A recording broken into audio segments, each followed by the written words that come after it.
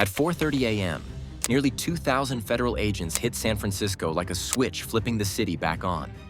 FBI, DEA, DHS, ATF, battering rams on safe houses, a waterfront warehouse breach, and a judge's home that hid 22 kilograms of cocaine, guns on the walls, and a locked inner room with 3 enslaved young women. You clicked for the raid. This is it. What forced Washington to label this trafficking ring a national security threat? And how did a judge's signature stall warrants and make evidence disappear for 8 years? Stay, because the ledgers don't just name dealers, they price protection. Before we move on, please take a moment to subscribe to the channel and like the video. If nearly 2,000 agents hit your city before sunrise, what did they expect to find behind the walls of a judge's home? They rolled at 4:30 a.m. under the codename Operation Broken Oath, a launch window designed to cut every line at once. Teams moved on the waterfront with cutters slicing wakes through the bay while drones mapped rooftops and alley exits. Other stacks pushed into Chinatown blocks where ground floor shops hid basements with false walls. In the mission, door teams hit short-term rentals and drop apartments used as waypoints. One convoy peeled off to a quiet cul-de-sac where a judicial residence sat dark, curtains closed, cameras pointed down the street. The objective wasn't to surround the city. It was to take away every escape route in the same heartbeat. Inside the net, radios didn't just chatter, they overlapped. Warrants came online in bursts, each linked to a location and a timestamp, because the most dangerous threat wasn't a gunman at a door. It was a tip sent from inside a local office to a phone across town. Breach timers ran against corrupted early warning networks that had saved this crew for years. Someone flipping a text at 4:31 could empty a warehouse by 4:45. That clock drove every ram swing and every ladder thrown. At the judge's address, the front entry wasn't a door. It was a problem set. Reinforced jams, steel deadbolts backed by concealed pins, a second layer of magnetic locks hidden behind the trim. Agents found a wall panel with a touchpad disguised as a light switch, then a stairwell with a false step leading to a crawl space. Inside the main room, rifles and pistols hung on racks, each tagged and oiled, as if the place doubled as a private armory. Drawers slid to reveal cash bands and burner phones. A hallway ended at a smooth plaster wall that didn't square with the floor plan. The thermal imager showed a colder box inside the wall. A keyed plate sat low near the baseboard. The lock wouldn't pick. They cut it. Pre-dawn timing isn't a superstition. DOJ research on corruption-sensitive targets shows that the odds of an insider alert rise with business hours, and evidence destruction, flushing, burning, shredding, completes in minutes once a tip lands. Before sunrise, phones sit on nightstands, get missed, and coordination lags. Doors open with bodies still asleep, and hard drives haven't spun up for a wipe. That window squeezes the chance of a clean escape to near zero, which is why teams accept the low light and the higher risk at the threshold. Down at the waterfront, cutters throttled back as drones fed live thermal of catwalks and skylights. Ladders hit 3 faces at once so no one could run to a single stairwell.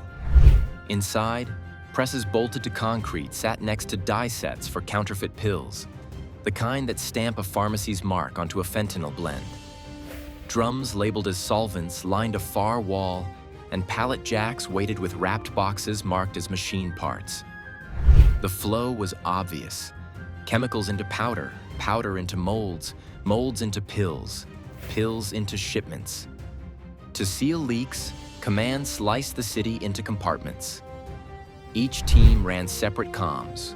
Rolling warrants unlocked only minutes before movement, and stacks staged in waves so no single officer held the whole map. That compartmentalization meant a compromised phone could only burn 1 door, not 20. On the second floor of the judge's home, the first ledger surfaced. Handwritten columns listed names, routes, and cash drops. One clean line kept repeating, "Sheriff, $42K per month." It sat between entries on pickups, warehouse keys, and meeting dates. The handwriting didn't brag. It balanced accounts. Answer the question. Behind the walls, agents found 22 kilograms of cocaine in a hidden compartment, guns arranged like inventory, and 3 trafficked young women locked in a concealed room. The lock came off. They were pulled out, shivering and silent. If this is the surface, what kept a whole city from seeing it for 8 years?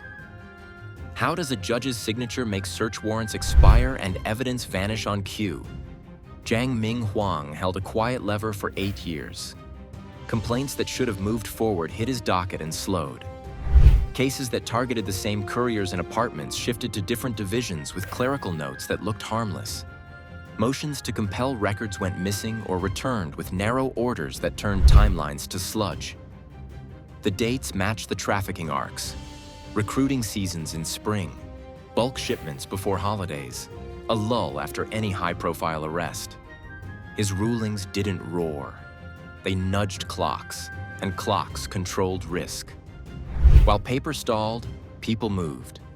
Recruiters set up casting calls and hostess interviews that promised cash, housing, and training. The first night started in a mid-rise with blackout curtains and no photos on the walls. Phones were taken for security. Hours later, someone filmed. That clip became a cable that tied to mothers, siblings, and grandparents overseas. Money demands grew in steps. If anyone hesitated, 2 men flew in from out of state, stayed a week, and visited doors until the message landed. The leash tightened with visas, jobs, and school records in the file. The protection economy ran like a subscription. 39 officers across precincts drew monthly cash for slow patrols, route changes, and heads-up calls. Health and building inspectors got texts about unsafe access points, so walkthroughs arrived after equipment moved. A standing $42,000 went to the sheriff's office each month, booked like a utility, not a bribe. A set payment that bought delay windows, custody transfers, and transport escorts that skipped frisk protocols. The math worked because everyone understood what each delay was worth in seized product avoided and witnesses kept in place. Hong Ki, the group behind the logistics, used the bench as a forum. When partners fought over loads or proceeds, they didn't send hitters first. They sent lawyers to file procedural motions that signaled who had the judge's ear. If a shipment needed a clear lane through a port or a bridge, a calendared hearing reset enforcement priorities for a week. That wasn't magic. It looked like court business, continuances, discovery disputes, suppression hearings, each with a ripple that moved bodies and boxes with the weight of law. The victim pipeline scaled because it harvested data at the start and never let go. Forms at auditions pulled names, addresses, and relatives abroad.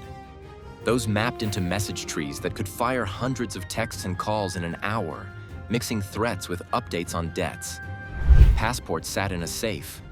Airfare became a bill. Work became repayment. Cross-border debt bondage carried costs near zero once fear did the labor.